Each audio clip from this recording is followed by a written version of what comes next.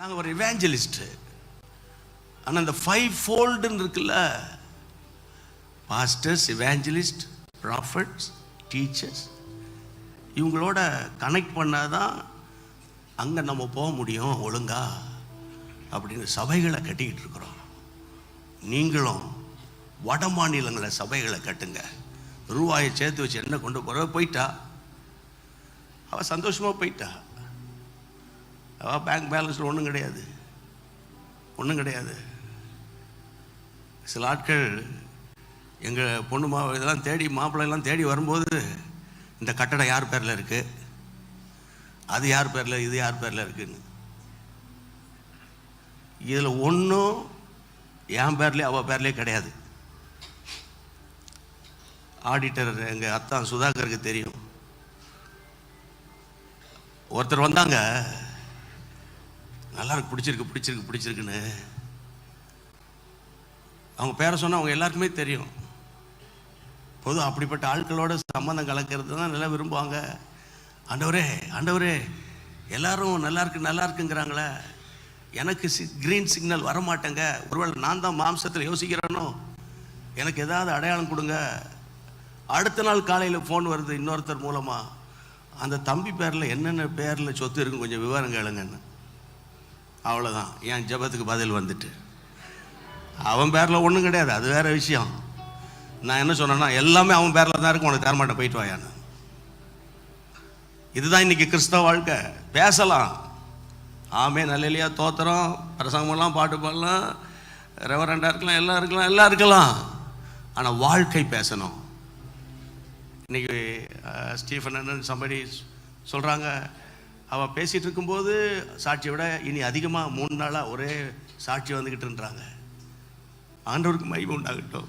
நான் ஏன் இதை சொல்கிறேன்னா, நீங்கள் ஒவ்வொருவரும் ஊழியம் செய்யணும், அதுதான் என் பாரம். இனி என்னைக்கு நான் கேட்குறேன், இனி நீங்கள் என்ன செய்ய போகிறீங்க? என்ன செய்ய போகிறீங்க? பார்வையாளராக இருக்காதீங்க. Pastor, super pastor, well done pastor, pastor appreciate பண்ணிக்கிட்டு, எவாஞ்சலிஸ்ட்டை அப்ரிஷியேட் பண்ணிக்கிட்டு போகிற காலம் கிடையாது. அவரை பார்க்கணும்.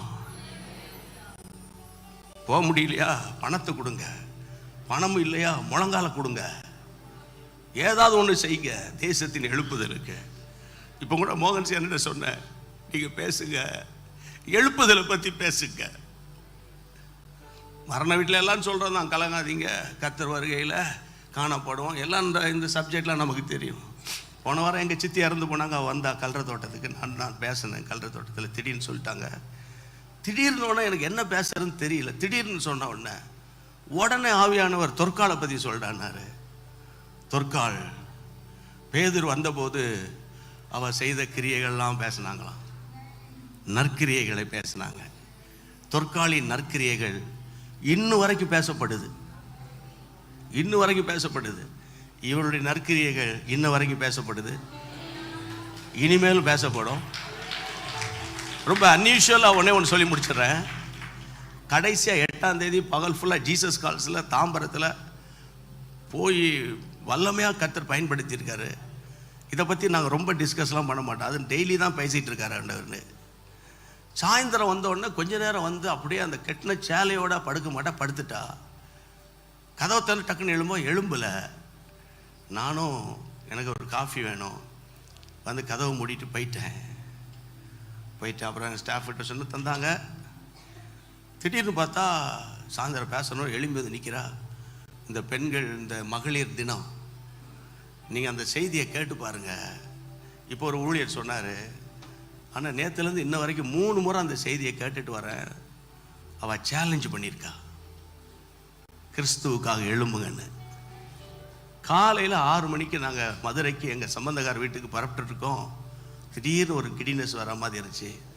உடனே அவளை ஹாஸ்பிட்டலுக்கு கொண்டு போனோம். ஸோ அதுதான் அவளுடைய ஆன்லைனில் கடைசியாக கொடுத்த செய்தி. கர்த்தருக்கு ஸ்தோத்திரம். ஒருமனப்படுவோம். சபைகளில் பிரிவினை இருக்கலாம், நம்ம எல்லாம் ஒருமனப்பட்டு தேவனை நோக்கி பார்ப்போம். சரியா?